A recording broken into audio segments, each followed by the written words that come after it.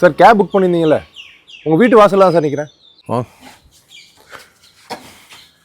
வாங்க பிரதர், கதவு தருங்க. சார் ஹாஸ்பிட்டலா சார்? எந்த ஹாஸ்பிட்டல் சார்? ஹாஸ்பிட்டலில் சார், முருகனை காப்புகம். சார் அது அனாத ஆசிரமம் சார். சார் அதெல்லாம் எனக்கு தெரியும், நீங்கள் வண்டி எடுங்க வாங்க. சார் ஒரு நிமிஷம். என்ன சார்? அப்பாவை அனாத ஆசிரமத்தில் இந்த வேதனை இப்போ உங்களுக்கு புரியாது சார். நாளைக்கு உங்கள் பசங்க வளர்ந்து உங்களை கொண்டு போய் இதே மாதிரி ஆசிரமத்தில் சேர்ப்பாங்கல்ல, இப்போதான் சார் உங்களுக்கு இந்த வேதனை புரியும். சார் இது என்னோட பர்சனல், நீங்கள் தலையிடாதீங்க, வண்டி எடுங்க. உங்கள் பர்சனல் தான், ஆனால் அப்பான்றது எல்லாத்துக்குமான விஷயம் சார். அப்பா இல்லாதவங்கள்ட்ட கேட்டு பாருங்க, அப்பா இல்லாதோட வலி என்னன்னு அவங்க சொல்லுவாங்க. சார் என் நிலைமை உங்களுக்கு புரியாது சார். என் பொண்டாட்டிக்கு எனக்கு நிறைய பிரச்சனை வருது சார். அப்பானால எப்பயுமே அவரை போட்டு டார்ச்சர் பண்றா சார். இதனால என்னால ஒழுங்கா வேலை கூட பார்க்க முடியல சார்.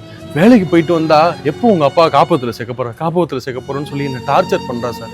எனக்கு வேற வழி தரல சார். அதனாலதான் சார், இல்லாட்டினா எனக்கு என்ன ஆசையா சார் எங்க அப்பா போய் எங்க சேர்த்துணுன்ட்டு. சார் நான் ஒன்று சொல்லவா, என் பொண்டாட்டியும் அப்படிதான் சொன்னான். நான் ஒன்னே ஒன்று தான் சொன்னேன், என் அப்பா அம்மா என் கூட இருக்கக்கூடாதுன்னு சொன்னா நீயே என் கூட இருக்கக்கூடாதுன்னு சொன்னேன்.